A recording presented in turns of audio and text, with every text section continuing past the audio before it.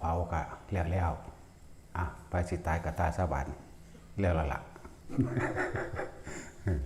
ผู้ใดที่จองไว้ก็เอาตายซะอดไว้โดนแล้วเนาะพวกสิตายก็ตายซะเด้อบาดนี้เตาเผาแล้วผู้ใดจองไว้คิว1คิว2ก็เรียงลำดับมาลงทะเบียนไว้แล้วว่าตัดสินเจ้าจองคิวที่เท่าไหร่โอ้ยเหตุอะไรก็หนีบ่พ้นตายต่อไปก็ดีเนาะมันเป็นเรื่องที่น่าคบขันได้เฮามันบ่ได้เป็นเรื่องที่ตะยานหรือซีเรียสอีหยังกับมันเด้เรื่องตายนี่มันเป็นเรื่องเล็กน้อยบ่อยู่ในสายตาซะเลยซ้ำไปบ่ได้อยู่ในสายตาซำเด้จักบ่ล่ะบ่ได้ให้ความสำคัญกับมันเด้ไอ้เรื่องเกิดไปเด้มันเรื่องใหญ่จักว่านี่แล้วเกิดมาแล้วจังซี่แล้วพวกเจ้าก็เกิดไปรอเวลาตายคือเก่าอยู่เนาะสำคัญอยู่ที่จิตสิ่งที่สำคัญผู้ใดเข้าใจจิต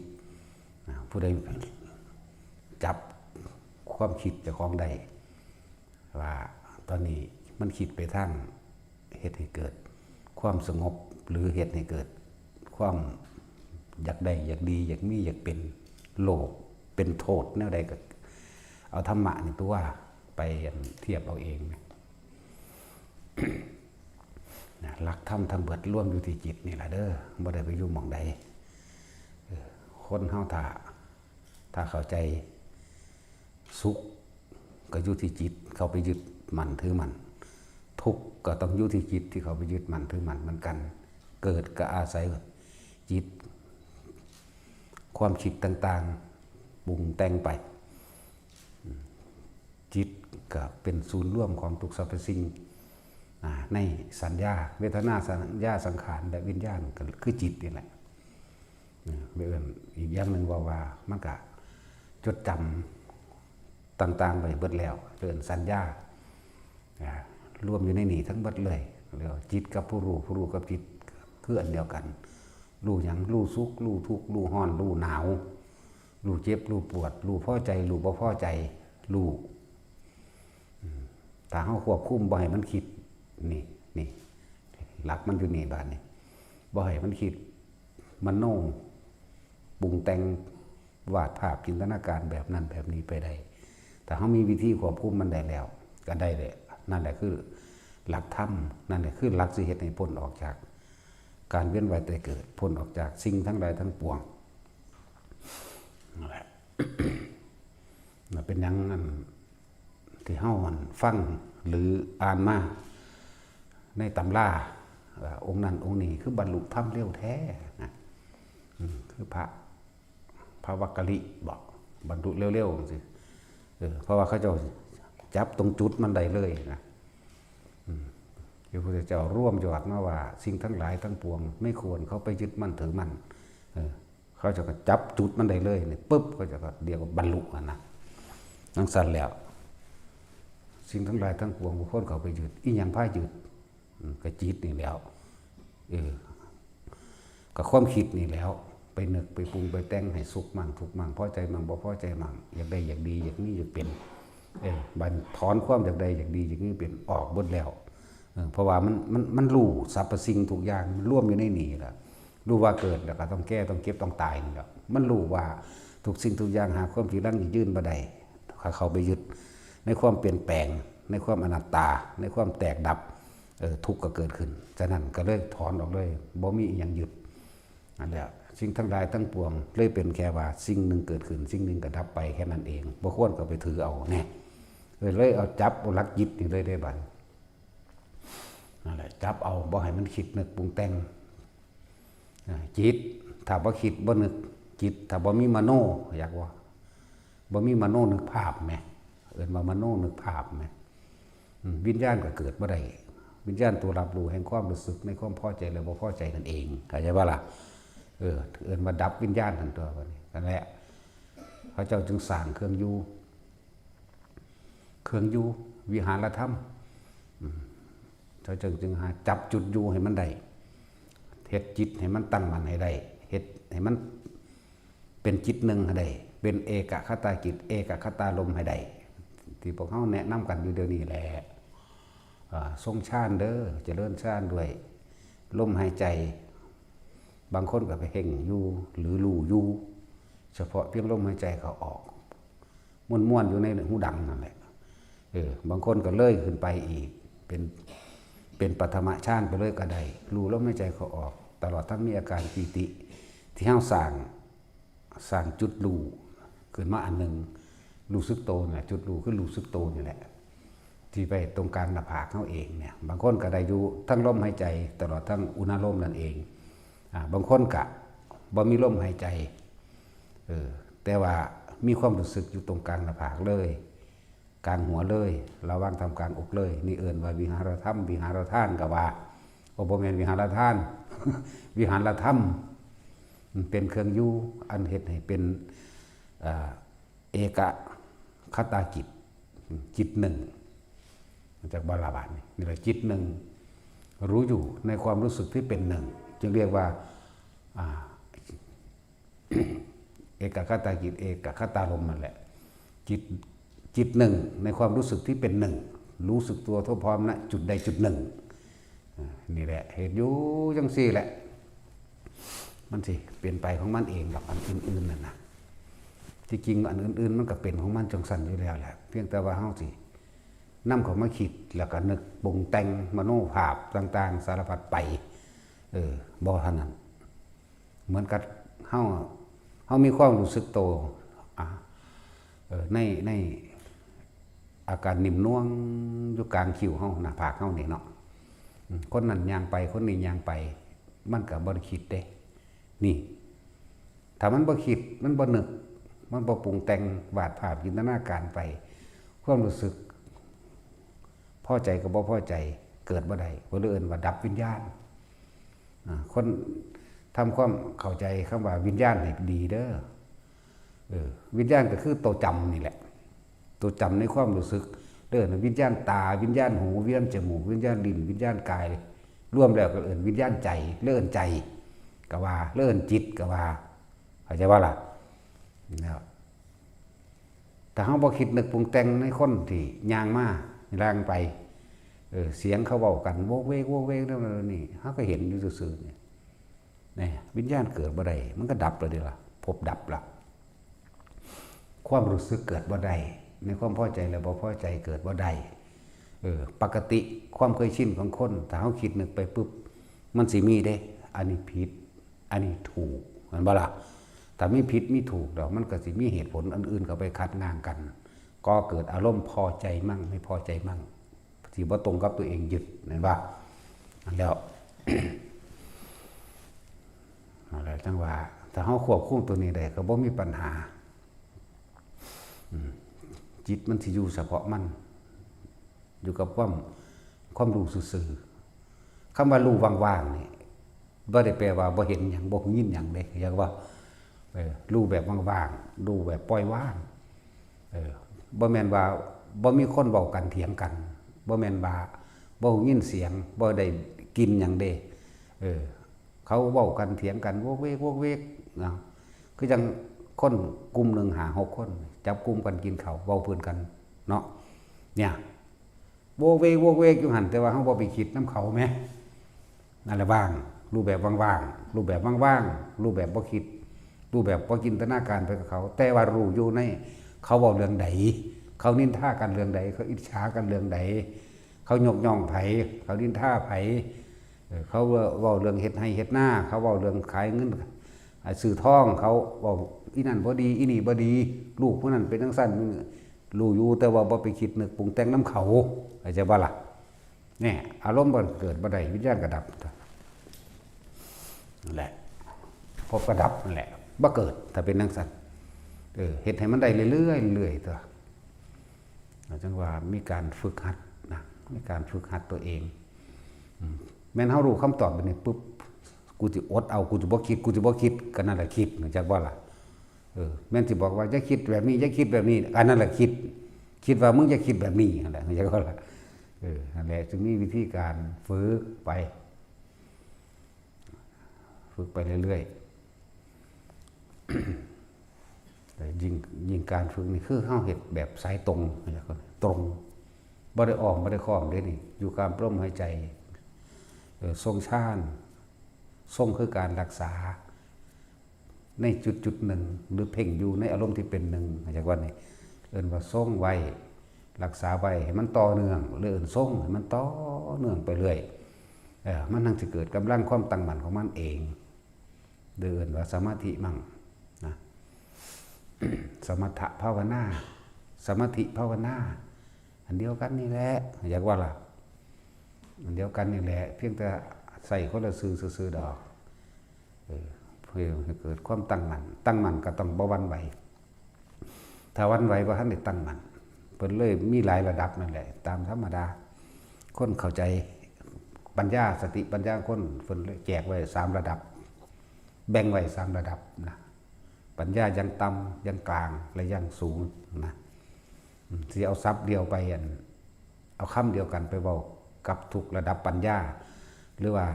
คนเพิ่งเข้ามาปฏิบัตินี่เฮาสิเว้าซับสูงบ่เข้าใจเฮาสิเว้าแบบขั้นสูงสุดบ่เข้าใจเด้คนระหว่างกลางถึงสิก็บ่เข้าใจเฮาต้องเอาแต่พื้นฐานบัดนี้เฮาก็ฮู้แล้วว่าเขาฝึกหัดมานำเฮา 3-4 เดือนแล้วเฮาก็เว้าตัวยอดมันโลดก็ได้เขาว่าเขาฟังมาเลยเขาเริ่มเข้าใจมากสำหรับคนที่เอาเถอะแม้นว่าจะมีความรู้มากเป็นใดก็ช่างถ้าบ่ผ่านประสบการณ์จริงในความรู้จริงของเจ้าของเองแม้นเว้ายอดมันตามที่เขาอ่านมากก็สร้างคนผู้นั้นบ่รู้ของจริงบ่รู้จริงๆนะเว้าไปได้เบิดนั่นแหละที่เขาเว้าหั่นเพราะว่าเขาไปจำมาจากหนังสือจากการฟังสรุปเอาความเห็นเจ้าของขึ้นมาตั้งเหมือนว่าล่ะความเห็นว่าคำของอาจารย์นี่ถูกนี่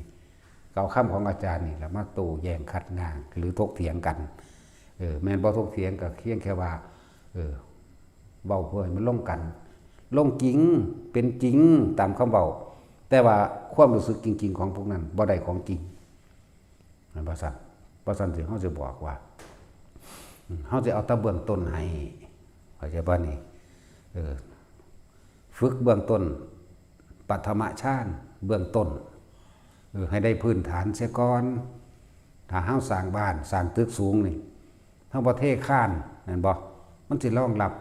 น้ำหนักข้างบนได้จังไดมันก็สุดลงตัวมันก็วันไหวตัวนั่นนะอันนี้จังว่าให้พวกเฮานั่นน่ะทำฐานเห็นบ่คนยังเอิ้นกรรมฐานเนาะทำฐานให้มันมั่นคงซะก่อนตั้งมั่นซะก่อนนั่นแหละถึงว่าลมหายใจนี่กับอุณาโลมนี่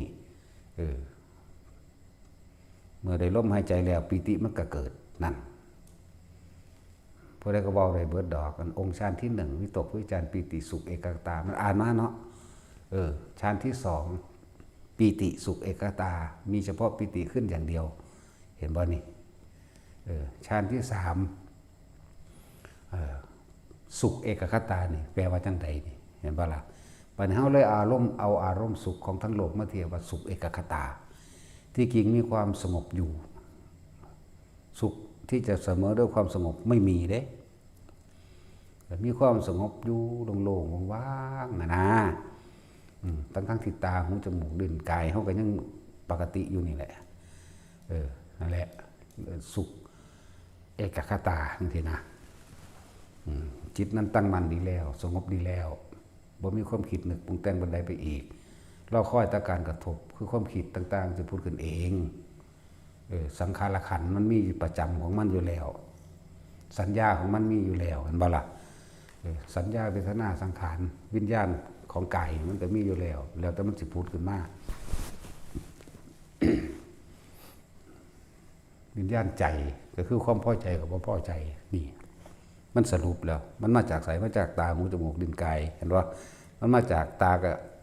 จดจำรูปรสกลิ่นเสียงตาหูจมูกลิ้นกายก็รูปรสกลิ่นเสียงสัมผัสทางกาย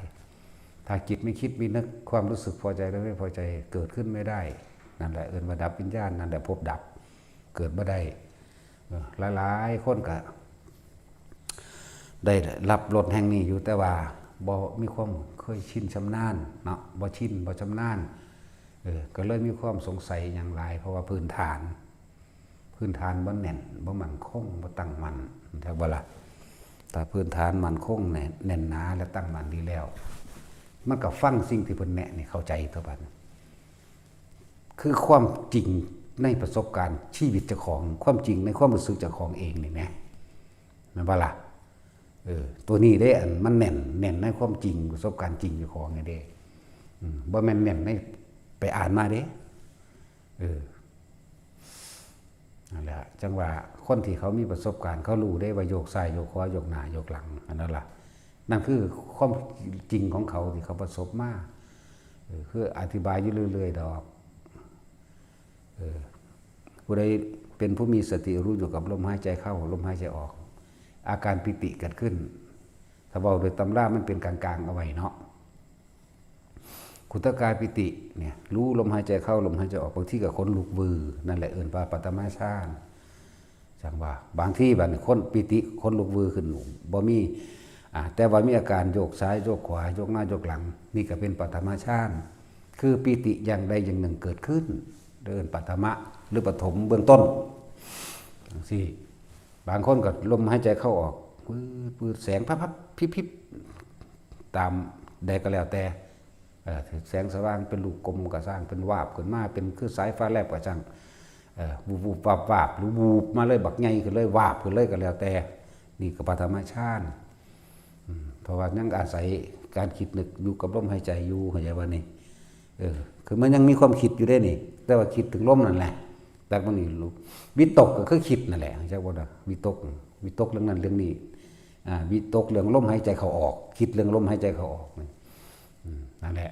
บัดนี้บางทีเฮาก็อยู่กับลมหายใจเข้าออกวืดอยู่นี่บางทีก็มีคือจังสิเกิดน้ำตาไหลจุกอกแน่นหน้าอก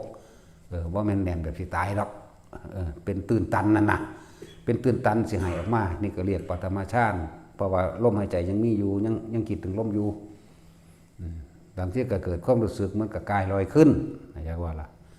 เหมือนกับกายลอยขึ้นหรือลอยขึ้นจริงๆก็จังนี่ก็เรียกว่าปฐมฌานนั่นแหละนี่คือในตำราที่เพิ่นเขียนไว้5อย่างแต่ว่าผู้ชินและชำนาญในการทรงฌานเจริญฌานแล้วเลยนั่นไปอีกมีเยอะกว่านั้นนะนี่สิไปเขียนเอาเบิดทุกอาการของคนก็เขียนบ่ได้เบิดเลยหลายปานนั้นเนาะแล้ว ที่นี่ก็เลยว่ามันเฝือหรือว่าก็บ่แม่นคือว่าเฝือก็เป็นคำศัพท์อันนึงซื่อๆหรอกสิว่าเฝือก็ได้สิว่ามันมากด้วยอาการหลายอย่างโพดก็เลยมาตั้งว่าเฮาต้องสร้างฐานที่ตั้งแห่งจิตหรือทำจุดใดจุดหนึ่งเพื่อให้เกิดความรู้สึกในกายให้ได้ก็เลยมาสร้างจุดกลางหน้าผากนี่เองแต่ว่าสร้างจุดก็บ่แม่นความคิดของเฮาดอกเฮาก็เลือกเฟ้นสรรหาธรรมจากพ่อแม่ครูอาจารย์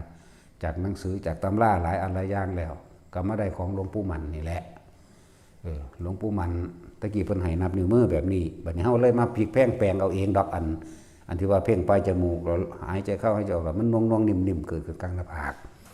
ของเพิ่นให้นับนิ้วมือหายใจเข้าพุทหายใจออกโทแล้วหักออก10ซะก่อน10 7 5 3 1ตะกี้บัดนี้คือว่านั่นแหละคนมาหลายเขาก็ให้ยายจอยสอนแน่นี่แน่ เบื้องต้นมันผู้เดียวบ่ไหวก็เลยให้ผู้อื่นนำก็เลยหาวิธีลัดให้เหลือบตาเบิ่งปลายจมูกก้มลงจักหน่อยอย่างนี้นะบ่ให้คอมันปวดบ่ให้ตามันเกร็งแล้วก็ค่อยหายใจเข้าหายใจออกหายใจเข้าหายใจออกมีความนิ่มๆนวลๆตรงนี้บ่ถ้ามีความนิ่มตรงกลางหน้าผากแล้วกลางคิ้วดีแล้วนั่นละเอิ้นว่าปฐมฌานจะนี้จากจุดนี้เด้อนะแม้นคนลูกสิพานสิแทรกซ้อนเข้ามากระจังแม้นที่โยกแทรกซ้อนเข้ามากระจังให้อยู่ในจุดเดียวคือกลางหน้าผากใจว่าล่ะแม้นแสงวูบๆวาบๆสิแทรกซ้อนมากระจังแม้นปื้มจุกอกเข้าไปคือปื้มจิตน้ำตาไหลกระจังให้อยู่จุดเดียวกลางหน้าผากเด้อมันจะลอยมันจะโยกมันจะยังก็แล้วแต่จุดเดียวเด้อก็เลยว่าเฮ็ดให้มันเป็นจุดเดียวให้ทำความรู้สึกอยู่จุดเดียวเพื่อสิบ่ให้มันสงสัยในต่างๆที่มันเกิดขึ้นนั่นเองก็เป็นจิตหนึ่งนั่นแหละก็เป็นสมาธิก็ว่า ตั้งมั่นอยู่ในหม่องในความรู้สึกเดียวเป็นเอกคตาจิตเอกคตาลมเนี่ยนี่เรื่องของปฐมฌานตัดออกบัดนี้ถ้าคนฝึกยืนเดินนั่งนอนคล่องแล้วในปฐมฌานเข้าใจบ่นี่น่วงอยู่กลางหน้าผากเข้านี่กับลมหายใจนี่นั่งอยู่กับเป็นยืนอยู่กับเป็นนอนอยู่กับเป็นจนหลับไปใช่ว่าเดินอยู่กับเป็นนี่จังบอกว่าพวกเฮามันพื้นฐานบ่แน่นหนาบ่มั่นคงให้เบิ่นเดินจงกรมก็เดินทั้ง4สะกอนเดินจับลมกับอุณาโลมให้มันได้สะกอนเฮ็ดไปจนว่าชาติที่2มันสิเป็นเองเฮาสิบ่มีความคิดเข้ามาสู่ลมหายใจตัวเดินไปซื่อๆนี่ในขณะนั้นมันบ่คิดแต่ว่าเฮาบ่ฮู้จักดอกว่ามันบ่คิดจักบ่ว่ามันเฮาบ่ฮู้ได้ว่าเฮาบ่คิดแต่มันน่วงขึ้นเลยนั่นแหละเรียกว่าทุติยฌานเรียกว่าผู้ใดส่งอยู่ตรงนี้ก็ส่งไปเลยนี่นั่นแหละจะบอกว่าถ้าพื้นฐานแน่นหนาดีแล้วมันคงดีแล้วที่2เป็นเองที่3เป็นเอง4เป็นเอง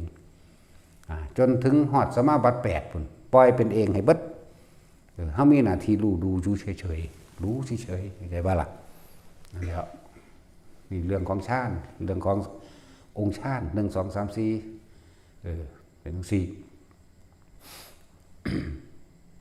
เรื่องของปัญญาการรู้เห็นความเกิดดับการรู้เห็น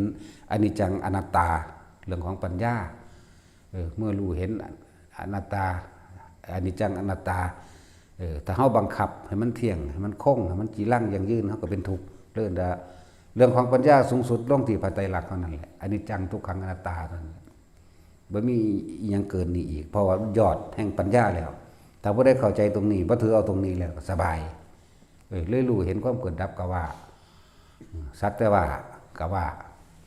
สิ่งใดสิ่งหนึ่งเกิดขึ้นเป็นธรรมดาสิ่งหนึ่งแตกดับเป็นธรรมดาถ้าเฮาบ่เข้าไปยึดทุกข์ก็เกิดขึ้นบ่ได้ก็ว่า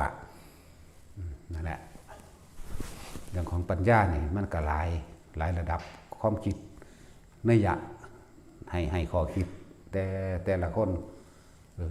มันบ่เสมอกันอย่างว่า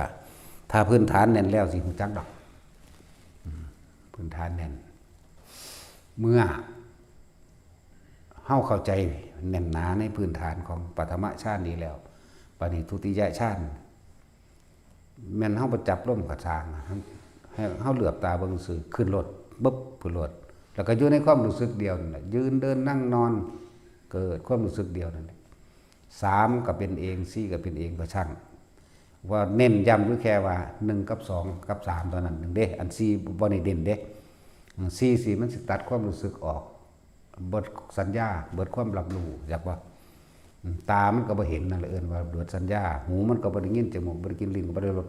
กายก็บ่ได้รู้สึกอีหยังเลยว่าร้อนหรือหนาวมันเข้าฌานเข้าไปตรงนั้นแล้วมันดับเบิดแล้วมันดับสัญญาแล้วบางที่เพิ่นก็ใส่ในตำราเพิ่นใส่ศัพท์ว่าเจโตวิมุตติหลุดพ้นปราศจากความคิดนึกมาจากบอกวิมุตติหลุดวิมุตติหลุดพ้นแหละบ่มีความคิดหยังเลยแม่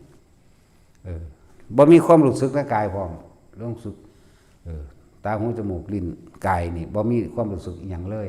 แต่อาจสิเป็นผู้มีสติรู้อยู่ในความว่างอันหาประมาณไม่ได้อันนี้ออกมาแล้วมันจังสิเว้าได้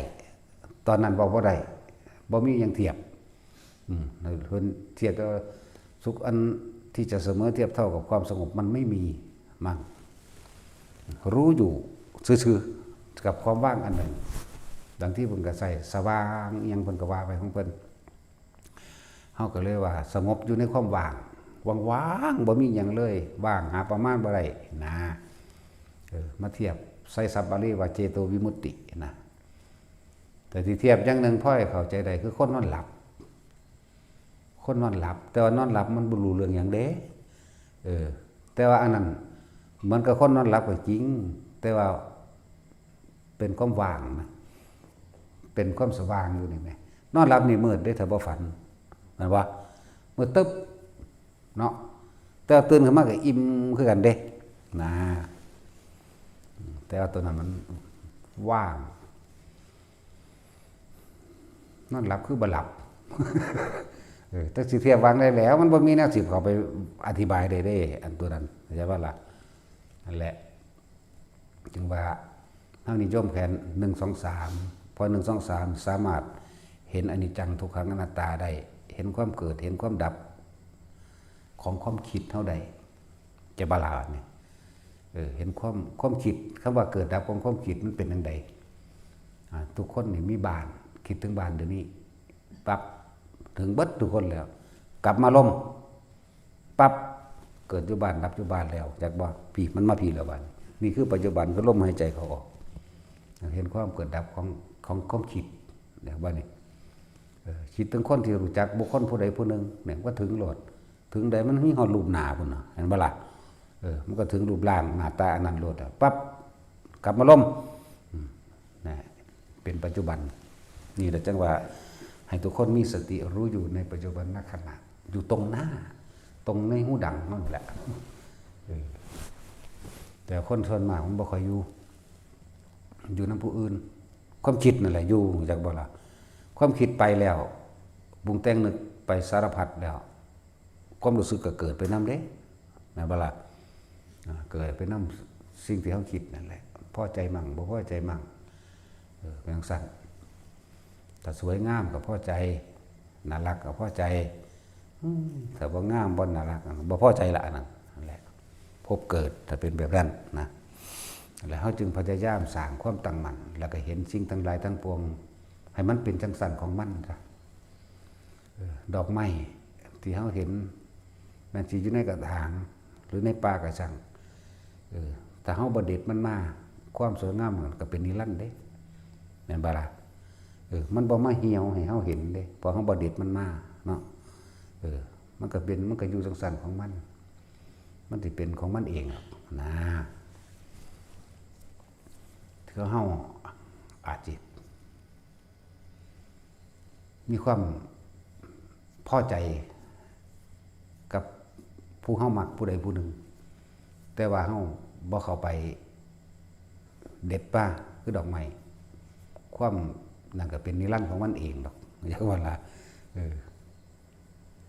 มันนิรันดร์ตรงใดนั่นนิรันดร์ตรงที่เฮาจำได้นั่นแหละมันบ่เปลี่ยนแปลงเด้จักบ่ล่ะดอกไม้แต่เฮาเด็ดมันมามันก็สิเหี่ยวให้เฮาเห็นแม่นบ่มันก็สิแห้งให้เฮาเห็นมันก็สิผุพังสลายให้เฮาเห็นนั่นมันบ่เป็นนิรันดร์ถ้าดอกไม้อยู่จังซั่นเฮาก็จำมันจังซั่นก็แค่นั้นเองคนก็คือกันเฮาเบิ่งอยู่เขาห่างๆความรักนี่เป็นความรักนิรันดร์อยากว่าล่ะเพราะว่าเฮาบ่เอามาถ้ามาอยู่นำกันผิดเถียงกันแล้วเนาะคือตัดสินนี่ก็ผิดเถียงก็ตลอดเด้เห็นว่าตัดสินวากคือกันท่านี้จากกันมึงรู้บัดนี้นิรันดร์มันคิดฮอดกันเนาะมันสั่นตัวปล่อยให้ธรรมชาติมันเป็นไปของมันเฮาก็จำเอาแต่หม่องมันดีมันงามนั่นแหละแม่นบ่นั่นแล้วถ้าคิดบ่คิดบ่นึกบ่ปรุงบ่แต่งบ่แสวงหาสิ่งนั้นสิ่งนี้อยากได้นั่นอยากได้นี่สิ่งทั้งหลายเหล่านั้นมันก็อยู่ของมันแบบนั้นเด้หรือนิรันดร์อยากว่าเป็นปกติเป็นธรรมชาติเป็นของแบบนั้นเฮาบ่เข้าไปเปลี่ยนแปลงเฮาบ่เข้าไปยึดเอาเฮาบ่เข้าไปถือเอาแหมเฮาเลยบ่ไปสุขน้ำมันนั่นแหละเฮ็ดไปเรื่อยถึงว่าให้ทุกคนนั่นให้ตั้งมั่นและมั่นคงให้พื้นฐานมันแน่นหนาเถอะมันสิเห็นเอาเองดอกอันเรื่องอันนี้ก็อาศัยที่เพิ่นแนะอยู่เดี๋ยวนี้แหละหรืออาศัยพระพุทธเจ้าเพิ่นแนะไว้เป็นบ่ล่ะจิตไม่ใช่เราไม่ใช่จิตจังซี่แหมเป็นบ่ล่ะมีแต่รู้กับรู้เฉยๆแม้กระทั่งว่าจิตคิดนึกปรุงแต่งก็รู้แต่เราไม่ได้เป็นผู้ไปคิดกับจิตก็เลยเป็นแค่ผู้รู้อาการของจิตคือการคิดนั่นแหละด้วยแต่ว่าแหวงสิเนี่ยพวกขั้นต้นกับขั้นกลางบ่เข้าใจได้เห็นว่าล่ะความคิดนั่นถูกรู้เข้าใจว่าล่ะ พวกระดับสุดท้ายมันเข้าใจอยู่ดิความคิดมันถูกรู้แต่ไม่รับเอานี่เข้าใจบ่ล่ะมันรู้อยู่ได้พวกปรมัตถ์นี่คือจักว่าล่ะมันกันสุดท้ายพันสุขมันฮู้แต่ว่าพวกเริ่มต้นหรือขั้นกลางบ่ทันรู้จึงบอกว่าให้มันค่อยๆข้ามให้มันค่อยๆไต่ไปของมันเองนะอย่าไปแทรกแซงหรืออย่าไปกำหนดขาดหมายเอาจะไปขาดหวังจะไปขาดคันนี้จะไปหมายมั่นนะปล่อยมันเป็นของมันเองนั่นแหละความคิดถูกรู้เนาะแต่ในสิ่งที่รู้เราก็ไม่รับบ่หับเข้ามาอะไรก่อนรู้เฉยๆรู้นั่นก็ไม่ใช่จิตผู้หนานี่ธรรมดาบอกจิตก็ไม่ใช่จิตอีกผู้หนาอยู่ธรรมดาเด้อผู้รู้ไม่อยู่ผู้รู้อีกบ่นี่ผู้รู้ก็ไม่มีรูปร่างตัวตนอีกเนาะเนี่ยจักสิว่าเป็นจังใดเด้เนี่ยพวกนี้เขาเข้าใจอยู่พวกเขาเจ้าเป็นแล้วนั่นแหละเขาเจ้าก็เลยต้องเอาคือว่าเราเอากายมาเป็นสัญลักษณ์อันหนึ่งหรือว่าเป็นความรู้สึกอันหนึ่งพอให้เฮาเป็นเครื่องยืนยันตนเองว่าความรู้สึกเฮาบ่ไปนำสิ่งที่ตาเห็นหูได้ยินจมูกได้กลิ่นเข้าใจบ่ล่ะหรือลิ้นได้รสนี่เฮากินข้าวอยู่นี่รสชาติมันมีอยู่เพียงแค่ลิ้นนึงเด้ล่วงลำคอลงไปแล้วบ่ได้หูจักหวานบ่ได้หูจักเค็มบ่จักเผ็ดเด้ลงไปเลยคอลงไปแล้วมีจัดบ่มีหวานเผ็ดเค็มเด้บาดนี่เนาะบ่มีเด้นัวก็บ่นัวหวานก็บ่หวานเผ็ดก็บ่เผ็ดเด้แต่เลยลิ้นลงไปแล้วนั่นว่าสัตว์นั่นแหละ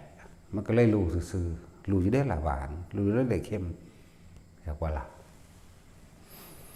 นั่นแหละ ตาเฮาเห็นบัดนี้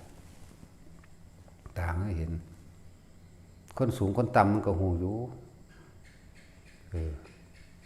คนสูง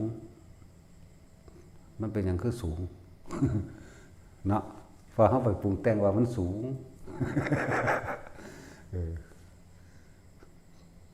ถ้าเจ้าอยากได้ไม่เง่าไม่นั่นสิสั่นอยากว่าถ้าเจ้าอยากได้ไม่สั่นไม่นั่นสิเง่าถ้าเจ้ามาคนสูง คนนั่นสิต่ำแต่จะมาคนต่ำคนนั่นสิสูง สัตว์ตัวก็มันเข้าไปคิดปรุงแต่งมันเข้าไปคิดอาจจะว่าล่ะมันอยากได้แบบนั้นแบบนี้นั่นแหละอารมณ์มันก็เลยเป็นมีพอใจกับบ่พอใจคือหลวงปู่ชาว่าถ้าน้ำมันเลิกกับบ่ฮู้บ่ว่าแต่ของเตี้ยแต่น้ำมันตื่นกับแต่ของสูงเนาะนั่นแหละมีแต่คิดแต่นึกแต่ปรุงแต่แต่งไปเบิดอะไรอย่างก็เลยที่ว่ามานี่ถ้าเลิกก็รู้ว่าเลิกแค่ร้อยข้ามไปมันได้ถ้าตื่นกับย่างความไปหลดไปหยังสิไปนันนี่เห็นหยังเนาะก็รู้อยู่ว่านั่งตื่นกับย่างไปต้องสั้นแล้วก็เลยว่ารู้โดยบ่คิดบ่นึกบ่ปรุงบ่แต่งอยากให้มันเป็นแบบนั้นแบบนี้นะเลยรู้แบบนี้นี่เป็นด้านปัญญาก็ว่าด้านความรับรู้ในกองสังขารแต่ว่าบ่ให้ไปหลงในสังขารพอสุขสิ่งสุขอย่างมันก็ปรุงแต่งของมันก็เป็นของมันแบบนั้นแหมทุกอย่างมันมีเหตุเกิดหมดนั่นแหละแต่ว่าเขาสิไปเกิดน้ำเหตุของมันเห็นหยังนะว่าล่ะฟังดีๆเลยทุกอย่างมีเหตุเกิดแต่ว่าเฮาอย่าไปเกิดน้ำเหตุของมันเพราะว่ามันเป็นของมันแบบนั้น ดอกไม้นี่คืองามแท้เด้เนาะไปเด็ดมาเด้บัดนี้มื้อเดียวมันก็เหี่ยวก็แห้งแล้วแม่นบ่ซั่นแห้งกรอบหักทิ่มนะบัดนี้เฮาสิอยากให้มันสดชื่นคือเก่ามันสิสดชื่นบ่ล่ะเฮาไปเด็ดมันมาแล้วเนาะก็ปล่อยมันอยู่โดยธรรมชาติของมันก็แล้วไปมันก็อยู่ของมันจังซั่นแม่นเฮาบ่เห็นแล้วมันสิแห้งสิเหี่ยวจังใดมันก็แล้วล่ะเด้ล่ะซั่นแหละสำคัญอยู่ที่การรู้ทันความคิดเจ้าของเองหลักธรรมทั้งเบิดร่วมอยู่ที่จิตมโนปุพังมโนมายามโนเสถาเห็นบ่ ทุกสิ่งทุกอย่างใจเป็นใหญ่ใจเป็นประธานใจกับจิตกันเดียวนั่นแหละสับมันซื่อๆดอกปฏิแยกจิตมโนวิญญาณถ้าคนบ่เฮิรนได้ฝึกแล้วก็คือสิ่งเดียวกันอยากว่าล่ะถ้าคนฝึกแล้วจิตผู้รู้กับจิตคือสิ่งเดียวกันอาการของจิตคือมโนนึกภาพไปหรือคิดนั่นเองวิญญาณคือรับรู้เห็นความรู้สึกพอใจกับบ่พอใจก็เลยมาเก็บไว้ในจิตบันทึกไว้เป็นสัญญาเห็นไหมล่ะบันทึกไว้เฮามักผู้หญิงแบบนี้สูงพอดีเด้จะของมาร์กเรียกว่าล่ะถ้าว่าผู้นั้นโอ้ยอีนั่นก็งามอยู่แต่ว่ามันเตี้ยกูมักโอนมันเนาะก็จังสั้นแล้วบ้านนี่บางกูมักอีหยังเดี๋ยวพอดีนิดหน่อยอีนี่ก็สูงใหญ่โพดกูบ่มักแหน่แม่นบ่ล่ะมันปรุงแต่งวันอยากได้แบบนั้นแบบนี้นั่นแหละเนาะอยากได้คนต่ำผู้นั้นเลยสูงอยากได้คนสูงผู้นี้เลยเตี้ยถ้าว่าอยากได้มันสิมีสูงมีเตี้ยมีอ้วนมีกระดำมีขาวมาจากไสตัวนี้เนาะใช่แล้วนั่นแหละตั้งว่าฝึกอยู่กับลมฝึกอยู่กับอุณโลมจนเกิดความชินชาไปเรื่อยสะก่อนต่อมาก็มาอยู่ในชั้นที่สองที่สองก็นิ่มนวลกลางหน้าผากเท่านี้แหละถ้ามันคิดไปแต่ตัวนี้หายดึงกลับขึ้นมาก่อนคิดกลับขึ้นมาหาลมหายใจสะก่อนในอุณโลมเกิดขึ้นอีกสะก่อนแต่มันคิดไปอีกตัวนี้หายก็ดึงขึ้นมาสะก่อนคิดขึ้นมาสะก่อนดึงเดี๋ยวจะเข้าใจว่ามือดึงอีกคิดขึ้นมาลมหายใจอุณโลมขึ้นอีกนะจนว่าชินว่าอุณโลมขึ้นแต่ว่าความคิดมันคิดไปก็ให้สังเกตความรู้สึกนี่แหละว่านี่ขยักที่สองเลยเด้แต่ความรู้สึกตัวนี้ยังอยู่มึงคิดไปโลดจนเกิดความค่อยชินเข่าคักๆแล้วความคิดถึงถูกรู้ได้จากบาละความคิดถึงถูกรู้ฟึบเข้าสู่ความว่างอีกระดับหนึ่งไปอีกได้บ้านี่นะและมันจะเป็นเอาเองดอกบอกไปลวงหนามจะคิดเอาอีกบัดนี้ว่าระดับแบบนั่งอยู่ซื่อๆนี่ว่างไปเบิดนี่ทุกคนเคยได้มั่งนี่หรือยังเคยเป็นหรือยังนะว่างจากสิ่งที่ตาก็เห็นหูก็ได้ยินได้แบบปราศจากความคิดนึกเบิดทุกอย่างบ่มีเลยเด้แต่ว่าก็เหลือเห็นอยู่นี่เห็นเบิดทุกคนนี่แหละแต่ว่าว่างเบิดไหมนะนี่มันก็มีแบบนี้มันก็มีเด้ว่างจากสิ่งที่มีเลยเอิ้นว่าว่างจากสิ่งที่มีบางที่ก็แปลว่ามันสูงเกินไปในคนที่บ่ทันเป็นสิเข้าใจแต่ก็เบาอยู่ตอนที่เฮาเข้าฌาน4เนี่ยมันเข้าไปเอาเองนั่นลองเอาความว่างตอนนั้นน่ะมาอยู่กับตอนนี้นี่มั้ยเห็นมั้ยบัดนี้มันสิต่างกันตรงที่ว่าว่างจากสิ่งที่ตาเห็นหูได้ยินมั้ยตอนที่มันเข้าไปแบบนั้นมั้ยนั่นแล้วบางทีผู้ใดเคยเป็นแล้วก็เฮ็ดให้มันไปดูเอาแหละส่วนมากเวลาเฮาอยู่ผู้เดียวนี่มันก็ยุ่งสั่นแหละบ่มีความคิดจักอย่างเลยก็ได้แม้นเฮาสิเลื่อนเบิ่งอิหยังก็แล้วแต่บ่มีได้ความคิดถ้ามีคนถามจังคิดตอบกันจักว่าล่ะแปลงสั่นนั่นแหละฝึกไปเรื่อยๆเอาเดี๋ยวมันก็เป็นเอาเองของมันดอกแต่เวลาคุยกันก็คิดตอบโต้กันเป็นธรรมดาเห็นบ่ล่ะเพื่อสื่อสารเกิดความเข้าใจกันต่อแต่บ่มีความคิดมันก็สิเอาหยังมาเว้าเนาะ มันก็ต้องเว้าไปสิ่งนั่นแหละเพื่อให้เกิดความเข้าใจกันนะเพื่อให้เกิดความเข้าใจกันเพื่อมันลงโตกันเพื่อมันบ่หยุดคิดสิบ่มีความคิดใดๆมันมีอยู่นั่นแหละอสังขตะ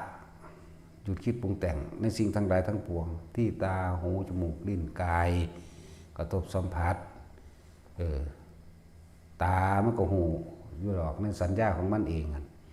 ว่าหญิงว่าชายว่าดุงว่าตำว่าง่วว่าควายว่าเป็ดว่าไก่ว่าต้นไม้ต้นนั้นต้นนี้ซื้อไว้จังสี่มันก็รู้ รู้โดยบ่ได้เว้าบอกนะรู้แบบบ่ได้เว้าดอกหูมันก็ยินอยู่เสียงนกนั่นเสียงนกนี่ตามสัญญาของมันก็มีอยู่เสียงนกเขาห้องเสียงอีกาห้องจังซี่เสียงหมาเห่าเห็นมันก็รู้อยู่มันนั่งบ่คิดนึกปรุงแต่งดอกหูตาหูจมูกมันก็หูอยู่ว่าหอมว่าเหม็นดอกนั่นดอกนี้มันก็ชื่อได้โดยสัญญาของมันอยู่เลยทางบ่ปรุงแต่งสัญญาต่อไปอีกดอกมะลิมันก็หูอยู่ได้ล่ะนั่นมันชินไหมเนาะดอกมะลิดอกไข่เน่ามื้อนี้แต่ว่ามันก็บ่อยากได้เห็นไหมแต่ว่าก็หูอยู่นั่นน่ะมันเลยบ่นึกปรุงแต่งเผ็ดเข้มแบบใดมันก็รู้อยู่แต่ว่าก็บ่คิดนึกปรุงแต่งแบบนี้แหมกายสัมผัสร้อนหรือหนาวมันก็บ่คิดนึกปรุงแต่งนะความพอใจแล้วบ่พอใจก็เกิดบ่ได้นั่นแหละว่าทุกคนพยายามฝึกเบื้องต้นให้มันเป็นซะก่อนถ้ามันตั้งมั่นดีแล้วมันนั่งสิฮู้จักดอกมันโตที่เว้าไปนี่มันก็บ่หวั่นไหวของมันเองล่ะบางทีก็เพราะว่าจิตที่ถูกโลกธรรมกระทบแล้วจะไม่หวั่นไหวคือสิ่งทั้งหลายทั้งปวงที่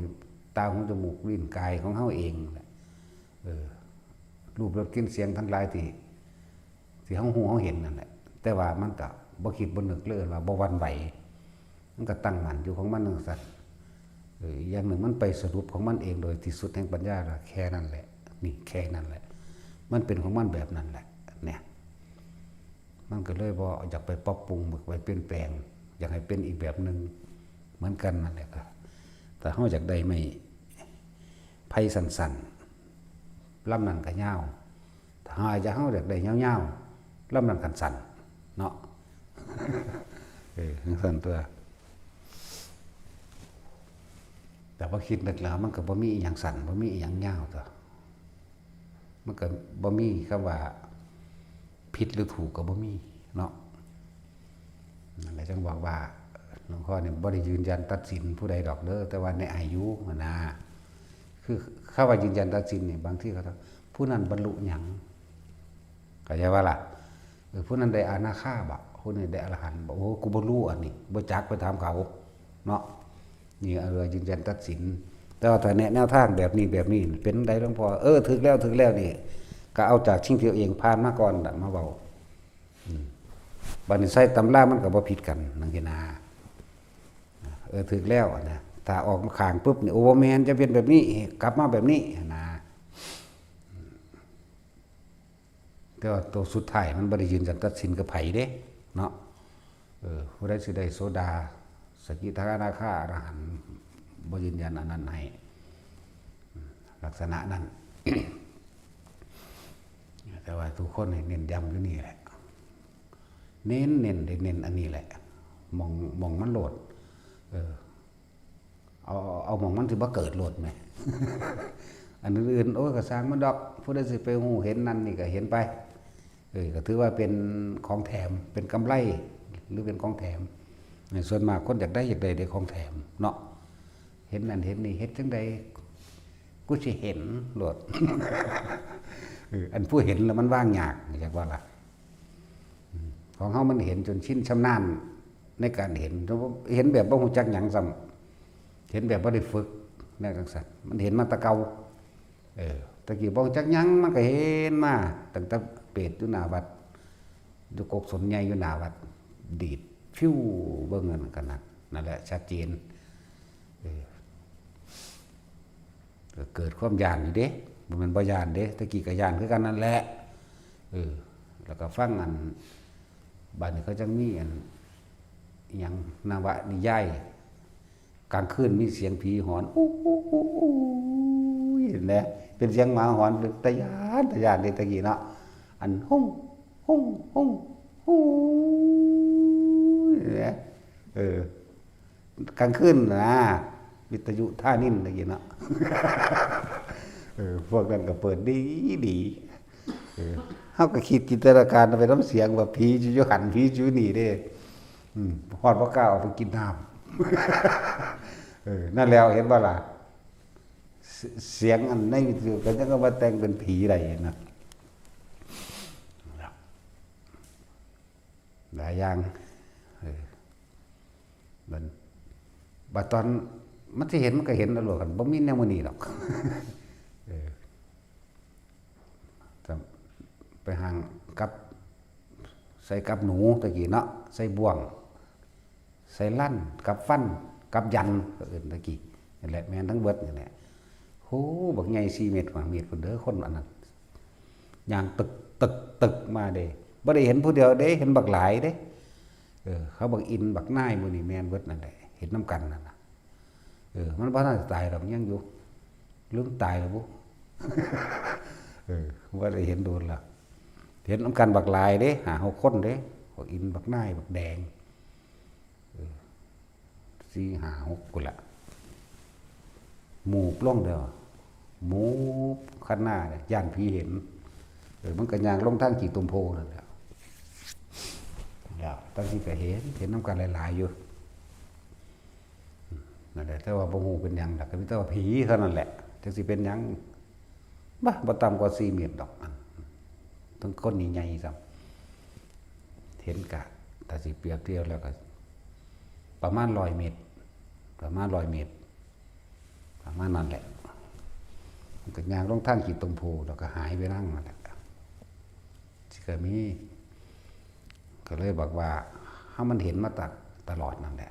เห็นทั้งสี่เลยเห็นดูเขาจากเคยย่านความคิดเจ้าของเองโดยการจินตนาการเราจากการฟังนิยายคณะเกตทิพย์จากว่าละเรื่องแก้วคนเล็กมั่งเหมือนว่าตัดสินแก้วคนเล็กเด้อเนาะแก้วคนเล็กยังอีกนะแล้วก็อันนี้แม่นั่งหน้าพระโขนงนี่ไหมยังสั่นแล้วก็ย่านไปตามนั่นแหละจินตนาการเสียงเป็นผีบัดนี้เห็นผีอีหลีที่เห็นดูเขามันก็เลยคอยผ่อนคลายลงเองผ่อนคลายลงไปเรื่อยค่อยคลายลงไปเลยตะกี้ก็ย่านคือกันนั่นแหละกับเวลาเป็นหวัดมานี่แม่นโลดอันออกมากับกีดักกับหูดังเฮานี่ก้อนกูรู้อันนั้นไล่ทับเอาอยู่ว่าสั่นบัดที่เศร้าก็เศร้าเองไปเลี้ยงงัวเลี้ยงควายให้หน้าให้นั่นสิมีโพ่นคอยบักใหญ่อยู่ในหันแต่ว่าหน้าเขาจะไปดินทรายขวัดสิทรายถมแต่ของเลยเศร้าเว้ยแต่พุ่นละนี่ยังจื้อได้อยู่เลยว่ามันเศร้าทับเจ้าของเอาขี้ดินทรายทับเจ้าของแล้วก็รับไปแต่ว่ามีพระพุทธรูปเป็นแบบพุทธชินราชจ่าออกมามือมันจะเศร้าหายเลยก็ไม่ได้คิดอย่างนี้มันเป็นเราเองเด้แล้วจากนั้นมากก็บ่เป็นบ่ไข่เลยจนเท่าเดี๋ยวนี้แหละเรื่องสั้นได้พ่อถ้าจะบอกเรื่องสั้นไม่ตอนเป็นเน้นทั้งหลายแล้วเรื่องเป็นเน้นนะผีอีหลีนี่เด้ว่าเป็นผีคิดเอาเด้ว่าเป็นผีฝันเด้พวกนั้นเขาบอกแอดเขาบอกร้อยเขาบอกชิ้นเขาบอกทิ้นบักแหลมโอ้ย5 6 7พุ่นผีเดมือเข้ามาในหน้าต่างนั่นมีแต่กระดูกแต่ว่าที่แรกกินมาก่อนเหม็นขนาดเดบึบเข้ามาแตกหลวงพ่อน้อยเนี่ยซอยโอ้ยพุ่นถ้าคอยได้ร้อยถ้าคอยได้น้อยเล่นออกหน้าก้อนมูประมาณ30 เมตรเนี่ยคือเล่นหันนะบุ๊บัดไปบิณฑบาตน่ะนะตุกตักโอ้ยตุกตักไปบัดผีมาจังได๋จังว่าแล่นแซงหมู่ได้เบิดจังซั่นแล้ว2 เสือ3 เสือไปว่าผ้าเขาไปนอนในบ้านหลวงพ่อนั่นจังซั่นน่ะคือเล่นหันครับอยู่ตอนก็ตื่นตกใจอยู่ดอกตอนมันหัวเราะเฮาอยู่เทิงโอ่งแดงใหญ่เนี่ยธรรมดาว่ะหรือของจริงเด้นี่มันพะโล่งมันอยู่วัดดอนกอยมันบ่ทันรถมื้อนั้นย่างมาสิว่าสิฮอดโอ้ย2 ชั่วโมง3 ชั่วโมงเด้อพวกนั้นหนีมิดอิงติ่งไปนอนในบ้านนั้นหลวงปู่หน่อย หรือแต่เฮามันคนมันฮ้อนที่แต่ขนาดย่ำหนาวของมันยางมากเนาะกัดบ่ทันหนาวคักนี่ประมาณนี้แหละเดือนพฤศจิกานี่แหละมันก็ฮอดก็เอาขู่ตั้งน้ำใส่เรียบร้อยแล้วเพราะตะก้มลงตอนนั้นแล้วหัวเราะเฮาเลยแล้วขึ้นเงยหน้าขึ้นเธอเลยอยู่อีหานบักใหญ่ทั้งเนาผมกากสักกึกซึกเลยเด้ตื่นบักแห้งเด็กเอาอันขันน้ำนี่ห้องเบิดเสียงสุดเสียงฟาดใส่ห้องพร้อมแล่นสิขึ้นไปคุดบ่ทันได้เข้าประตูดอกมันนั่นแหละกลับขึ้นมาศูนย์ที่กลับมาก็โดดถีบสองขาเดี๋ยวบึ้มบุญขาบหวยขาบปากโอ่งบุญแต่ว่าก็บ่เก็บเด้ จังซั่นก็มีสัตว์กันโดนเติบอยู่ได้เป็นอาทิตย์พุ่นเด้นอนอยู่จังสิก็เฮ็ดบาตรอยู่อันเขาเอิ้นโต๊ะบูโบซ่ามันมีบาตรน้ำมนต์เขาจะเอาตั้งไว้อยู่ปุกแล้วกิ้งได้บัดนี้แล้วบัดนี้ก็งมลงคุงลงแล้ว2เทื่อ3เทื่อเปิดประตูออกมาเบิ่งตั้งขมออยู่คือเก่าอยู่บาตรก็เด้อบ่ได้ตกเอาไปมาก็บ่หัวซ่ามันนอนมันก็เอาเสือกอันที่เฮาตักน้ำสังแสงเสือกเป็นขอดๆดอกนั่นก็ม้วนใส่ศอกไว้นี่หอยไว้ทั้งประตูนั่นเอาผ้ากีวรคุ้มหัวไว้มันก็ฟาดเสือกใส่เฮาแล้วปูว่าเข้าข้างหน้านี่ห้วยก็เอาไปค้อนที่1แต่ที่2ก็หอยไปอีกเตือที่3ก็ตีกันหน้ากับไปหันแล้วบาดนี้นั่นแหละมันคาถาหลายอยู่เลยตะกี้ก็เลยไอ้อยู่กันแล้วส่วนบ่ออกได้มันเปิดหน้าต่างมันมีทางนอนมีเอาหัวไปทางทิศตะวันออกมันมีหน้าต่างอยู่หน้าต่างขนาดล็อกประตูไว้เด้เปิดบักแห้งเลยเด้ก็หรือว่าจะว่าอิติปิโสนั่นแหละมันบ่ออกว่านี่ก็บ่ออกแต่จากหัวก็ยังมีตัวสู้กันเป็นอาทิตย์พุ่นเด้อันเรื่องจังพวกนั้นก็หนีไปนอนอยู่ในบ้านแล้วพวกหานกองกันเอเดอยู่พุ่นล่ะคือนั่นแหละถ้าเราเรื่องแต่ว่ามาเจอแบบนี้ดูเขาก็เริ่มชินไปเลยตั้งแต่กลับไปนอนอยู่โรงฆ่าสัตว์เก่าเฉพาะเขาจะย้ายดีนั่นแหละไปก็พุ่งซักกว่าขานี่ผีดึงขาเด้ดึงขาแก้ตลาดไว้อีหลีนี่เด้เย็นจ้อยเข้าคอขาเฮานี่แหละขาหนึงเฮาก็ถีบตัวละปึ้งอยู่บักหาแล่นฮอดไกลละ200เมตรละโอ้ยฮอดบ่ปลุกเอาเฮาดึงตลาดไว้โอ้แล่นบ่แล่นหนีปากเฮาซื่อๆที่มันว่าถากูแน่ถาแม่มึงบ่มึงไปฮอดไกลฮอดแล้ว200เมตรละนั่นแหละนั่นก็มีเยอะแยะตอนที่พ่อนักๆใหญ่ๆนี่ก็ไปกับครูบาอาจารย์เพิ่นนั่นแหละหังบ่จักเพิ่นดอก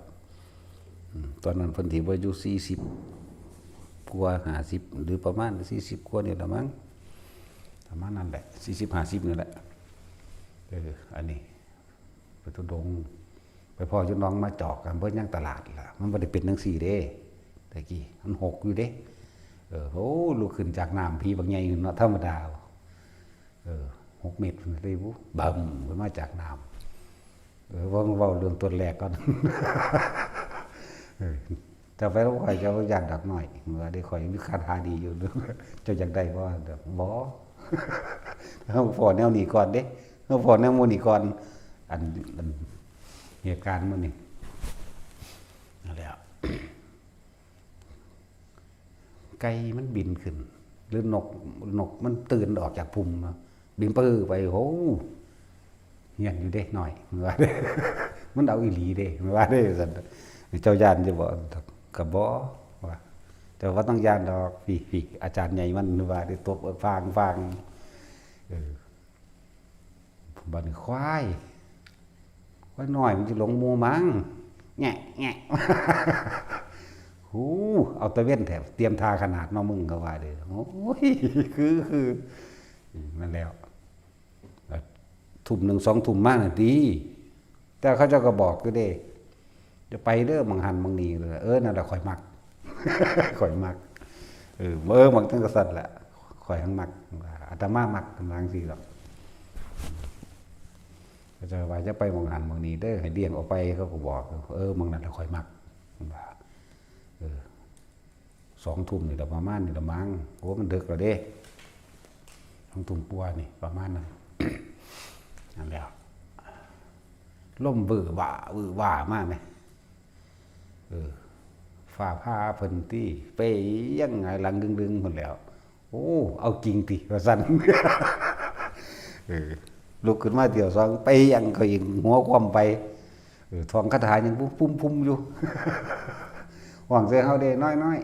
เจ้าย่านจะบอกว่าเด้ห้อง2 เทื่อ 3 เทื่อหุ่นดีอย่างเฮาอยากจะเอาเสียงเฮานั่นแหละเป็นหมู่ ซ้อมเบิ่งนั่นแล้วบาดนี้จะได้ล่ะวันเที่ยที่3หรือว่าหงายหลังครึ่งเรื่องขึ้นไปฮอดก็จับแขนเฮาได้ปิวคือว่าวเลยแว่นไป เพิ่นแห้งเด้หลวงพ่ออันนี้ แห้งแข็งแรงอีหลีถ้าดิบ่ได้แลนดอกเป็นคือปิวไปเลยนำคือว่าวนี่แหละจังซั่นแหละบัดนี้ไปห้องที่หม่องมันเป็นตลกคักหลายขาล้มขุมอีปู เท่าวันลงบักแห้งเลยพี่ดึงขาคอยพี่ดึงขาคอย พี่ดึงขาคอยน้อยอย่างนั้นผีว่าทางใดก็ยังก็ล้มขุมอีปูห่วยเอ้าบอกว่าได้เจ้าจะบอกเขาเด้อ เจ้าจะบอกเขาเด้อเขาไปในบ้านไปตัวเขาให้เขาพาเอาตะเกียงใหญ่นั่นน่ะออกมาเก็บกดเก็บบาท เขากระถางเบิกได้หลวงพ่อเขาก็อาจารย์เขาไปเขาจะพาไปเบิ่งดอกกระสาน ปุ่นไปเบิ่งไปเก็บเอาบาทได้เลี้ยวกลับมานอนดูกับศาลาหนีแต่ดึกๆคุณผ้าดีแต่ดึกๆเกี่ยวจะปากเด้อน้อยว่าเพราะว่าหลายเหตุการณ์ได้กับหลวงพ่ออันนี้เราจะได้บ่ค่าทาดีก็ว่าดิบอกเพิ่นก็บอกอิติปิโสยังเพิ่นก็ว่าไปบ่ถือเดี๋ยวจะบอกให้ฟังกันดอกเพิ่นก็บอกแต่อิติปิโสวิเศษเสอิเด้อิเสเสพุทธราเมอิเมนาพุทธังโสอิโสตังพุทธปิติอิเพิ่นได้ซ้ำนี้เด้เฮาเป็นผู้ต่อให้อิติปิโสเสเสอิเสเสพุทธราเมอิเมนาพุทธังโสอิโสตังพุทธปิติอิตะโจพระพุทธเจ้าเป็นหนังมังสังพระธรรมเจ้าเป็นเนื้ออธิพระสังฆเจ้าเป็นกระดูกติระเพชรคงสวาหะสวาสุสวาอิพุทธปิติอินะมะอุมินะมะปะทะนะโมพุทธายะดอกพุทโธกังธัมโมบังสังฆังปิดเท่านี้พอนั้นเฮาบ่บอกเคล็ดลับเพิ่นดอกมันมีอยู่เคล็ดลับมันใส่ว่าคำว่าอะธรรมตัวดอก แต่ว่าบ่บอกเพิ่นก็บ่รู้เท่าเดี๋ยวนี้แหละ เฮาเอาตัวสุดท้ายเฮาบ่บอกเด้มีแต่ปิดซื่อๆแล้วไปเลยก็ใส่อะธรรมนำตัวเนาะ อะธรรมก็ได้อะมนุษย์ก็ได้อยากว่าล่ะนั่นแหละกันถ้าขังบ่ขังแล้ว แล้วก็เอาไปมั่วอยู่เท่าเดิมนี่แหละ แต่ก็กรอบโลกก็เป่าฟูอยู่นั่นแหละเขาปวดจนเขาจะตายเอารถ บ่เศร้า เขาบอกเคล็ดลับเด้นั่นแหละมีหลายโพดอันถ้าเว้าเรื่องคาถาเพิ่นนั่นทั้งบ่เศร้าจักอันดอก บ่ตลกซื่อๆดอกอันนี้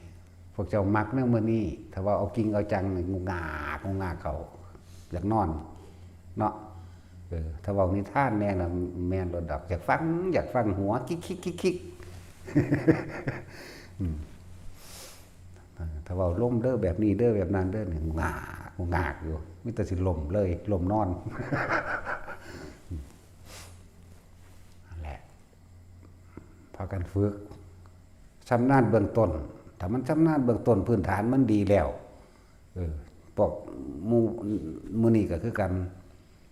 เนียนเฮามื้อนี้ เดินกับลมหายใจกับอุณโลมให้มันได้นั่งอยู่ก็ได้ทั้งลมหายใจและอุณโลมยืนเดินนอนนั่งจนชินชำนาญแล้วบัดนี้ต่อมามันจะขึ้นชั้นที่สองเองไม่จะมีอาการอันปีติเองดอกแต่ว่านี่คือเป็นวิธีที่เฮาฝึกว่าจับจุดอุณโลมนั่นแหละเป็นวิธีนี้คือว่าแล้วนี่มันมีแต่อุณโลมแล้วแต่ความคิดมันแล่นไปอุณโลมหายดึงกลับมาก่อนนี่เน้นเกิดความเข้าใจอยู่ไปเลยมันก็ค่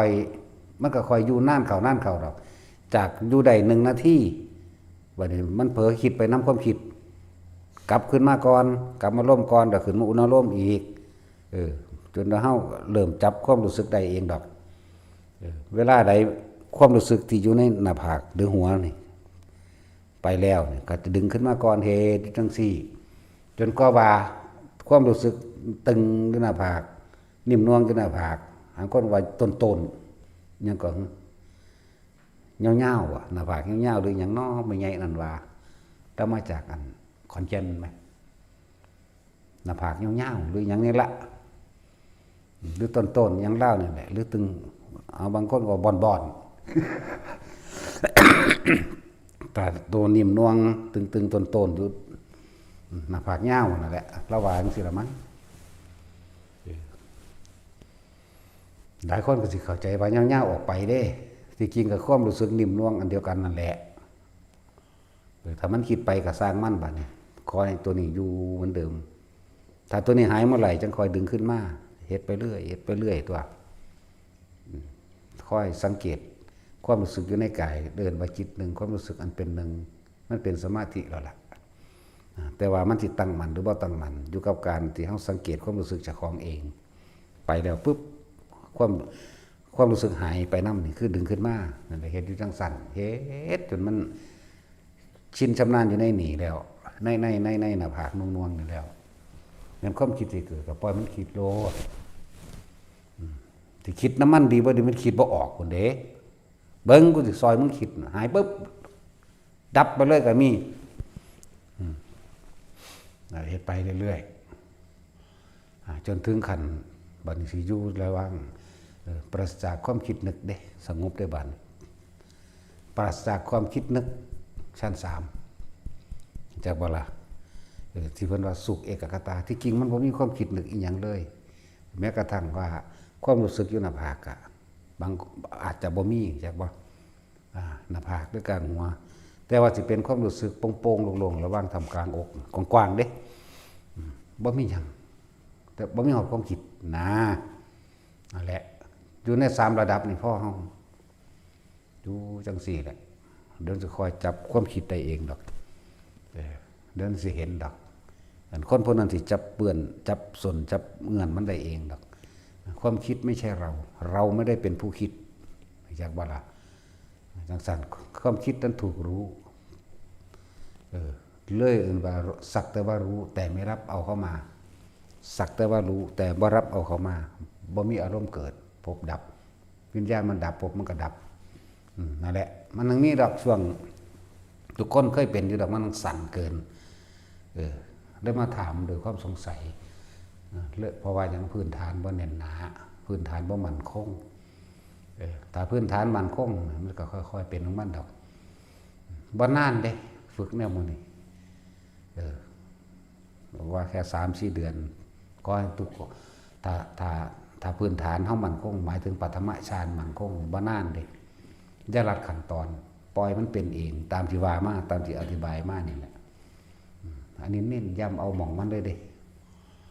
ผู้ใดตายในลมหายใจใดเนี่ยทำความรู้สึก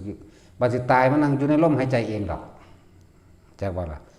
แต่ว่าความรู้สึกนวงอยู่หน้าผากนี่อยู่หัวนี่อยู่ข้างกลางอกนี่ก็ช่างนี่เป็นเครื่องอยู่ในขณะที่มีชีวิตอยู่แต่มันก็พบเกิดบ่ได้แล้วจักบ่ล่ะบาดคนเฮาสิตายจริงๆน่ะมันสิรู้ลมเข้ามาได้ในลมหายใจเองดอกมันสิถิ่มเบิดเลยบัดนั่นแหละหลายอันหลายแบบแต่ที่เว้าเรื่องมันคือสุปพุทธะบ่แม่นนั่นพอเทวทัตผู้นั้นเด้จักว่าล่ะ สุปพุทธะเป็นโลกเลื่อนฟังธรรมเราได้พระโสดาบันจักว่าล่ะ ได้เป็นพระโสดาบันฟังธรรมแล้วพระอินทร์แปลงกายพระอินทร์แปลงลงมาเป็นคือคนขี้เกียจมากบรรทุกเงินและทองให้ถ้าเจ้าว่าพระพุทธธรรมประสงค์บ่มีจริงหรอกบ่เล่นๆก็สร้างคอยสิเอาทองคำให้เจ้าเบิดเดือนเกียนเอาจะบอกไล่หนีเลย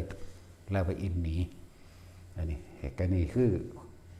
หมายถึงว่าเขาเจ้าตั้งมันในพุทธธรรมสงฆ์อย่างเดียวอย่างบ่นี่ในพระรัตนตรัยอย่างเดียวได้นี่ในเป็นแค่เบื้องต้นว่าสมบัติใดๆก็บ่มีค่าบ่ได้เศษเสี้ยวของคุณของพระพุทธธรรมประสงค์คือบ่เอาอีกแล้วบ่สนใจเนี่ยแต่บาดเราสิตายจริงๆนั่นนะจากบัดนี้เราก็อยู่ในลมหายใจ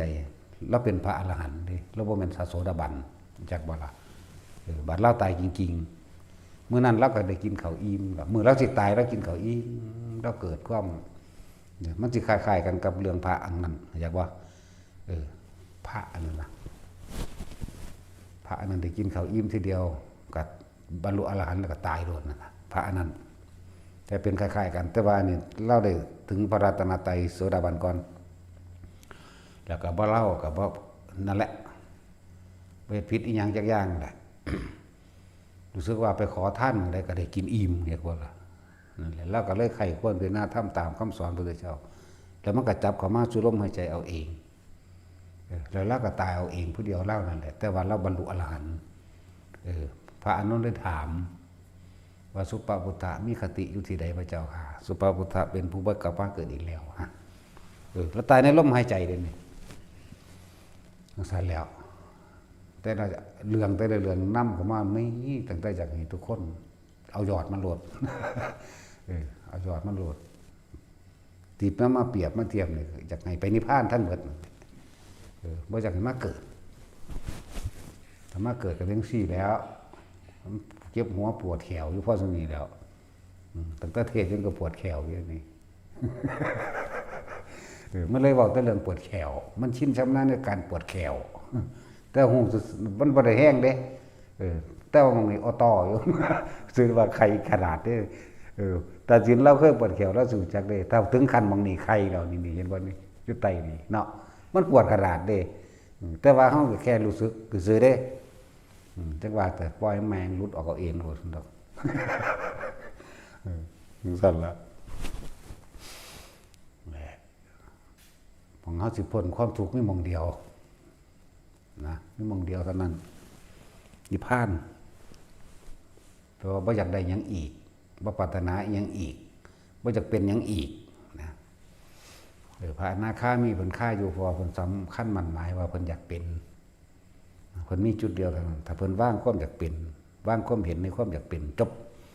เพิ่นก็เป็นของเพิ่นเองดอกกัน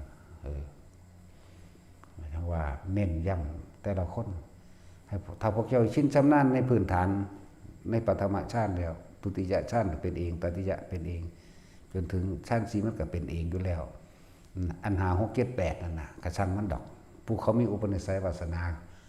เขาเป็นมาก่อนแนวนี้ซะโดยซ้ำไปก็เลยว่าอยากบอกไปหลายบอกไปเฉพาะพวกเขาเข้าใจได้นั่นแหละพวกอรูปฌานทั้งหลายพวกว่างมันดูดังอากาศพวกว่างมันกับมีหรือบ่มีมื้อนี้บ่ต้องบอกไปมันบ่เหมาะกับพวกเขา มันหน่อยคนที่เป็นจังซั่นนะก็เลยว่าจะบอกไปได้อยู่ว่าได้เบิดแหละกรรมฐาน40แล้วก็ได้เนื้อก็นั้นอีกหลายก็นั้นอีกก็ได้แต่ว่ามันเหมือนกับว่าเขาเอาแค่ว่าใบไม้น้ำกำมือก็พอแหละหรือเศษดินแค่ปลายเล็บก็พอที่มาบอกให้ฟังซุมืออยู่นี่อย่าว่าล่ะมันแค่เศษดินที่ปลายเล็บความรู้มากมายมหาศาลบ่มันอ่อมขนาดว่าเป็นไปในการตรัสรู้หรือเกี่ยวกับศีล10อย่างแกรู้ให้ได้เบิดนั่นแหละแต่ว่าส่วนมากเขาจะไปทั้งใหม่ก่อนเรียกว่าล่ะ เริ่มวันนิยมฝึกให้ไปแต่พวกเขาสิมีอุปนิสัยเป็นเองเขาก็เป็นดอกบ่มีหยังมีอภินิหารมากเท่ากับลมหายใจดอกหน้าเนาะพระอานนท์เพิ่นก็บรรลุแล้วเพิ่นก็คือเหาะเหินอากาศได้อยู่เนาะบ่เห็นว่าเพิ่นสิสำเร็จหยังได้เป็นโสดาปฏิมรรคนั่นแหละพระโสดานั่นแหละ ใจสี่อย่างศรัทธาเพิ่นก็ตั้งมั่นอยู่แล้วบ่ล่ะเรียนว่าศรัทธานุสาลีทิฏฐิปตะกายสักขีคือเพิ่นบวชจักว่าล่ะนั่นแหละสี่อย่างนั่นแหละในตัวเพิ่นเองปันมือเพิ่นสิบรรลุคือกกมโกะขึ้นใส่เตียงนึงได้ล่ะบ่ทันได้หัวถึงหมอนกมโกะจินตนาการเอาตัวข้านกมโกะคือสินี่นาแข้งลงแล้วนี่ก็บรรลุโลดแน่แล้วมือเฮาจังว่าสะสมไปเถอะสะสมไปเรื่อยๆบรรลุบ่บรรลุก็สร้างมันดอกมันต้องสิไปดอกก็เลยว่าหรือโอวาทปาติโมกข์ที่เพิ่นบอกไว้นะให้สังสมสิ่งที่มันเป็นกุศลคิดแล้วเกิดความสงบเย็นเกิดความสบายใจคิดแล้วพูดแล้วก็ทำแล้วบ่มีความกังวลดอนนอนบ่คิดกังวลกับมันกับเรื่องที่พูดที่คิดที่ทำนะสังสมไปเรื่อยๆถึงเวลาเป็นก็เป็นเอาเองดอกเป็นง่ายๆพร้อมนั่นแหละหลายองค์อยู่ดอกที่เขาจะเป็นแบบนั้นพระอนุนบ่ได้มีฤทธิ์มีเดชน้ำมูได้บรรลุแล้วคือหลายแท้เอาไปมาเผาตัวเองพร้อมเนาะนั่นหลายคนก็สิว่าขาดตัวตายแบบจุดไฟเผาแม่นแบบนั้นเด้เพิ่นพิจารณาเบิ่งแล้วเต็มที่แล้วอายุ120ปีญาติพี่น้องก็สิมาแย่งกระดูกกูละน้อนี่ขึ้นไปสู่ระหว่างท่ามกลางแม่น้ำโลหินีอธิษฐานจิตเตโชกสินเผาตัวเองแบ่งกระดูกให้พร้อมพุทธเคิงเรียกว่าล่ะนี่เมืองเทวทานะปั่นพ่อเมือนแม่นี่บ้านทั้งนี้เรียกว่าล่ะทั้งสั้นแหละพระอันล่าหุนว่าตาย39 ปีนี่แหละ39 ปีอายุเพิ่นหน่อยเด้ไปเผาตัวเองอยู่ดาวดึงอยู่แทนกำพลศิลาอาจอยากว่าล่ะปันทุกกำพลศิลาอาจหมายถึงนั่งบางถึงหมองนั่งอยากว่าล่ะสั่นแหละแต่ที่เฮาเห็นได้ยินได้ฟังมาพระอันทั้งหลายมันตายหมดแล้วเด้ พวกเขาก็สิตายคือกันเด้จักว่าล่ะตายคือเพิ่นบ่เนาะแต่ตายคือเพิ่นไข่อยู่เด้บอกเสมอเด้บ่มีผู้ใดหนีพ้นความตายเนาะคนเฮาเกิดมาหากินซ้ำตายเจ้าสิใหญ่มันได้ก็สร้างบ่มีผู้ใดใหญ่กว่าโลกดอกเนาะบ่มีผู้ใดอำนาจมีอำนาจเหนือความตายดอกกรรมยุติธรรมที่สุดบ่มีผู้ใดมาปรุงแต่งให้ได้กฎหมายหาความยุติธรรมบ่ได้ดอกแต่ว่ากฎแห่งกรรมยุติธรรมเสมอแล้วก็ให้ผลบ่ผิดโตพร้อมอย่าไปเงินไปงอมันสิรวย1,000 ล้าน10,000 ล้านแสนล้านก็จังเถอะบ่เป็นเครื่องรับประกันว่าเป็นคนดีดอกเครื่องรับประกันว่าเป็นคนดีคือไม่รังแกเบียดเบียนทำร้ายให้ผู้ใดเสียชีวิตและทรัพย์สินทั้งคนและสัตว์และสร้างประโยชน์ต่อทั้งบุคคลและสัตว์ทั้งหลายอันเป็นประโยชน์แห่งสาธารณกุศลนั้นด้วยนี่จึงเป็นเครื่องรับประกันคนดีนั่นบ่ล่ะอาชีพขอทานอาชีพรับจ้างต่างๆนานาสารพัดเฮ็ดให้เฮ็ดหน้าปลูกผักปลูกหญ้าหาของขายด้วยความซื่อสัตย์สุจริตนั่นแหละอาชีพอันประเสริฐจักว่าล่ะคดโกงมาล่ำมาด้วยพวกเจ้าอย่าไปเงิดมึงเป็นเศรษฐีในเมืองคนแต่ว่ามึงจะไปทุกข์ทนที่สุดอีกต่างหากในเมืองผีในเมืองอเวจีอยู่ธรรมดาบ่ท่านเฮาพยายามให้ภูมิใจในตนเองโลดที่ได้ยินได้ฟังธรรมนี่เห็นบ่ล่ะบ่ต้องไปเงิดดอกอันรวยแสนล้านก็สร้างกินข้าวแค่อิ่มมันในท้องมันนั่นแหละบ่กินเลยออกมาทางนอกหรอกเนาะมันบ่กินสวดออกมาทางปากหรอก มันก็กินอิ่มแทนแน่นท้องมันแหละมันก็เศร้าตัวเนาะจะไปเงิดนะที่ขี่เครื่องบินก็ขี่ไปโลดมันก็ตกมาตายในดินนี่แหละเนาะกับไฟเผาคือเก่าอยู่ไหมเนาะนั่นแหละแต่ว่าให้พวกเขานี่มีความพอใจแล้วที่ได้พบพระพุทธศาสนามีบุพเพสันนิวาสศาสตร์เกิดนี่บ่เสียละนี่จักบ่ก็เสียศาสตร์เกิดละที่ได้มาฟังได้มาฝึกหัดได้มาปฏิบัติตนเอง พวกนั้นมันเสียศาสตร์เกิดเด้แล้วก็สิเสียไปอีกนานเลยก็สิได้มาเกิดเป็นคนนะพวกโกงกินนะบ่ได้เงิดเฮากินทีเดียวนี่เฮาก็ยังรำคาญอยู่โอ้ยเพิ่นน่าสิพากูกินเดือนละเทื่อเนาะอันนี้ไม่ค่ากินมื้อละเทื่อก็ยังรำคาญอยู่เด้เนาะพอกินมื้อละ3เทื่อ4เทื่อนี่แม่เบ้ยมันบ่คันย่ำบ่เนาะ กินสแต็กยังกระดูกระดอกกระเดียแท้ก็รอคาแลอันนั้นเป็นแซ่บซื้อกินแขวแมงเบิดอร่อยทั้งสั้นแล้วเขียนเบิ่งคักๆโลดหากินซ้ำตายเบิดไผก็ดีพูดเศรษฐีมหาเศรษฐีสตีฟจ็อบคนมาเห็นยังนี่ล่ะให้เฮาโทรศัพท์นี่ล่ะเนาะอายุสั้นๆนั่นเด้ล่ะ50กว่าปีบ่ตายซ้ำหนีปะเงินบักหลายหมื่นล้านเนาะก่อนที่ตายก็กินเขาคือกันล่ะวะมันตายพอมันเลยบ่ได้กินเขานั่นแหละหลายคนเอาหน่ายบ่ต้องไปสะออนเขาดอกพวกนักบินอวกาศมึงสิไปฮอดดาวอังคารดาวพลูโตมึงจะไปโลดมึงก็มาตายในดินนี่แหละมึงบ่ตายไสดอกมันก็ฮอเนี่ยมันก็ฮอเข้าไปกินน้ำอยู่เด้เนาะ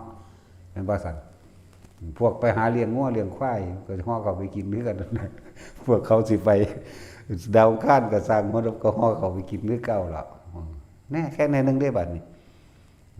นั่นแหละบ่มีผู้ใดพ้นดินไปได้หรอกนะแม่นบ่ซั่นขนาดนกมันบินอยู่ทั้งฝ่าจนชินแล้วก็มันก็ตกลงมาตายในดินนี่แหละเนาะนั่นซั่นตัวอย่าไปเงิดจะว่าพอใจกับสิ่งที่ตัวเองมียินดีในสิ่งที่ตัวเองทำเพราะว่าเฮาเฮ็ดนี่บ่ได้เบียดเบียนทำลายบ่ได้เสียชีวิตทรัพย์สินเด้เฮาสิบ่มีความกังวลเด้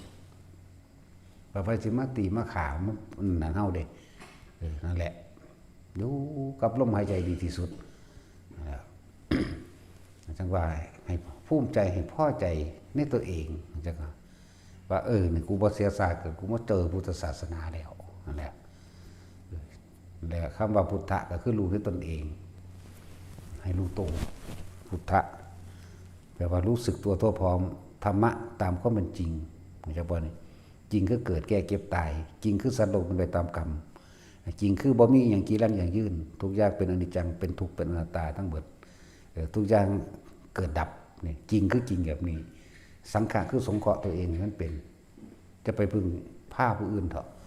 บาดสุดท้ายสิตายมาบ่มีผู้ใดเอาทองคำเอาเพชรเอาเงินหลายๆไปซื้อความตายได้หรอกแต่ทางความป่วยซื่อๆมันก็ยังซื้อบ่ได้ความแก่มันก็ยังซื้อบ่ได้เนาะนักวิทยาศาสตร์มันสิเก่งแมงส่ำใดมันคือบ่เฮ็ดให้ป้องกันป่วยกันแก่กันตายนี่เนาะแม่นบ่ซั่นนักกฎหมายมันคือบ่ออกกฎหมายมาว่าห้ามตายนี่เนาะนี่แม่มึงนี่ ตำรวจขึ้นมันคือบ่ไปจับความตายขังไว้มันให้คนตายเห็นหยังเนาะตำรวจก็ดีมันคือบ่จับความตายไว้อยากว่าขังไว้บ่ให้มันมาให้เหตุให้ผู้อื่นตายตำรวจก็เลยนักกฎหมายก็บ่ออกตายนักวิทยาศาสตร์บ่สร้างเครื่องป้องกันความแก้เก็บตาย3ตัวแม่นบ่ล่ะมีผู้เดียวพระพุทธเจ้าเฮาตอนนั้นสอนออกได้แต่เฮาต้องเฮ็ดเอาเองดิบ่แม่นเพิ่นเฮ็ดให้เนาะนี่แล้วมีผู้เดียวนี่บอกวิธีบ่ตายนอกนั้นตายเบิดนั่นแหละทั้งให้พึ่งตนเองพร้อมบ่ให้ไปพึ่งพระอาศัยพร้อมบ่อาศัยผู้อื่นนี่พระพุทธเจ้าสอนเฮาเองบ่นั่นแล้วสิไปหวังหยังก็ว่าฝึกรอพระเจ้ามานั่นพระเจ้าจักผู้ใดเป็นพ่อเป็นแม่มันเนาะ จักผู้ใดเป็นปู่เป็นย่ามันบุพระเจ้าก็เลยเนาะนั่นแล้วพิสูจน์ก็ได้บ่ให้วิจัยวิจารณ์พร้อมเด้เนาะโอ้ยมาตีกับกูเลยนะมันเป็นไผสั่นแหละเอาสบายได้